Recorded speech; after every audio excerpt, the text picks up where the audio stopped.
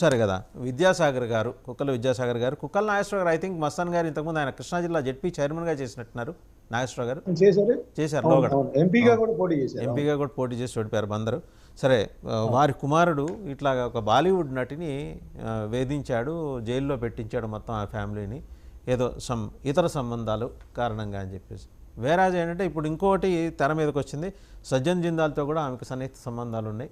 మహారాష్ట్ర పోలీసులు అక్కడ case file చేశారు. సో ఇందులో ఏది వాస్తవమో, మొత్తానికి వేధింపులు అయితే వాస్తవం. ఆమెకేదో కాంపన్సేషన్ ఇద్దామని చెప్తే ఆమె మొదట్లో ఒప్పుకున్న తర్వాత ఎదురు తిరగటం ఎందుకని వైసీపీ చుట్టూనే ఈ వివాదాలు తిరుగుతున్నాయి. ఒక టైప్ జస్ట్ చూడండి, చాలా ఆర్గనైజ్డ్గా వస్తుంది. దీంట్లో ఏమన్నా కాన్స్పిరసీ ఉందా అర్థం కావట్లేదు. ఒక కాన్స్పిరసీ అది తీసుకొస్తారు, ఒక 10 రోజులు నడుపుతారు, అదే పంగా ఇంకోటి వస్తుంది. అది దాని వెనకాల పొరపాటు మీరు కానీ లేరు కదా. వాసుదేవ్ గారు, మీకు ప్యానల్ ఉన్న పెద్దలందరికీ 99 టీవీ వీక్షిస్తున్నటువంటి ప్రేక్షకులందరికీ కూడా శుభోదయం అండి. ఇప్పుడు కుక్కల నాగేశ్వరరావు గారి వ్యవహారం, ఒక బాలీవుడ్ నటి అతన్ని వేధిస్తుంది, డబ్బులు డిమాండ్ చేస్తుంది, ఆమెతో ఉన్నటువంటి సంబంధాలు అని చెప్పారు. ఒక విషయం క్లియర్గా చెప్పాలి, రాజకీయానికి అతీతంగా మనం మాట్లాడితే సుప్రీంకోర్టులో ఈ అడల్టరీ చట్టం ఏదైతే అడల్టరీ అన్న పేరుతో ఇది క్లియర్గా వ్యభిచారం. ఇది అడల్టరీ పేరుతో ఈ యొక్క పరోక్ష వ్యభిచారం చేసుకోవడానికి అవకాశం దొరికినట్టు ఇది. అది వచ్చిన తర్వాత ఇదేమైపోయిందంటే అనేక మంది ఒక స్వార్థంతో కూడినటువంటి కొంత మహిళలు, అంటే మహిళలు అంటే చాలా గౌరవించే పార్టీ మాది, నేను వ్యక్తిగతంగా కూడా, కానీ ఇది దురదృష్టం. ఈ విషయాన్ని చర్చించుకోవడం, ఒక మహిళల పైన ఇలాంటి మాట్లాడడం కూడా బాధాకరంగా ఉంది. కొంతమంది మహిళలు ఏమైందంటే అవకాశాన్ని, ఈ యొక్క చట్టాన్ని అవకాశంగా వాడుకొని ఈ యొక్క పాపులర్ పర్సనాలిటీస్ అందరినీ కూడా టార్గెట్ చేయడం కూడా జరుగుతుంది. ఒకవైపు బాధితులు ఉన్నారు, ఒకవైపు ఇలాంటి వేధించే వాళ్ళు స్వార్థపూరితమైనటువంటి వ్యక్తిత్వాలు కూడా కొన్ని సమాజంలో జరుగుతున్నాయి.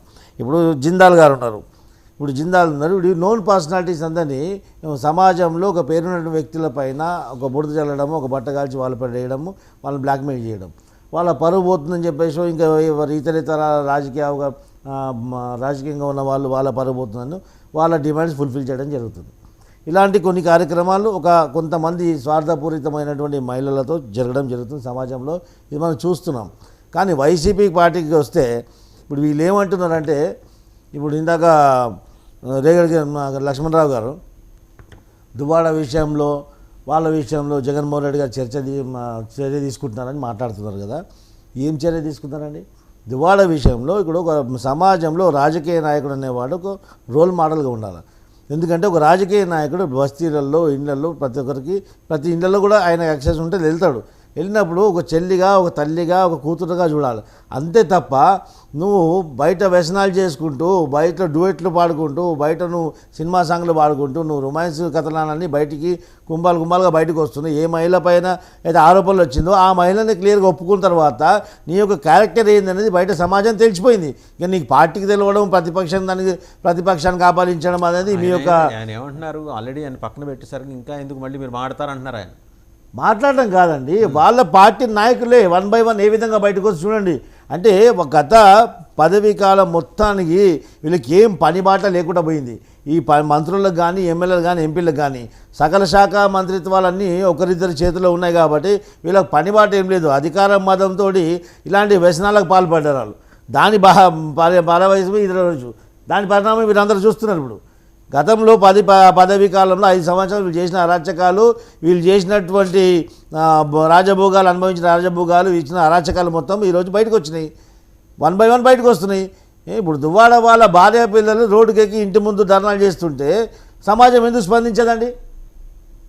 ఇలా స్పందించినా కానీ మీరు అతన్ని ఎన్నికేసుకురావడము, ఆరోపణలు వచ్చాయి, అడల్టరీ చట్టం అనేది సుప్రీంకోర్టు ఒప్పుకున్నది, ఇద్దరు ఒప్పందం ఉంటే దానికి ఎవరు ఎన్నిక లేదని చెప్పేసి వీరు మాట్లాడుతుంది. సభ్య సమాజంలో, భారతదేశంలో ఇలాంటి విషయాలు బహిరంగంగా చర్చించుకోవడం, బహిరంగంగా జరగడం ఏమాత్రం స్వభావం అండి?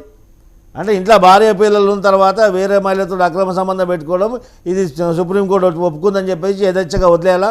అలాంటి వాడిని ప్రజాప్రతినిధిగా ఈ సమాజం ఒప్పుకోవాలా? ఏం మాట్లాడతారు మీరు? మరొక వైపు మీ జగన్మోహన్ రెడ్డిలో మార్పు వచ్చింది. ఏం మార్పు వచ్చిందా? ఇక్కడ ముఖం చాటేసి ఇక్కడ ప్రజా సమస్యలపై స్పందించకుండా బెంగళూరులో ఈ యొక్క తల్లి కాంగ్రెస్ ఛత్రఛాయలో అక్కడ ఉన్నాడు. ఈ under shelter of Congress party. అక్కడ పోయి కూర్చుండు.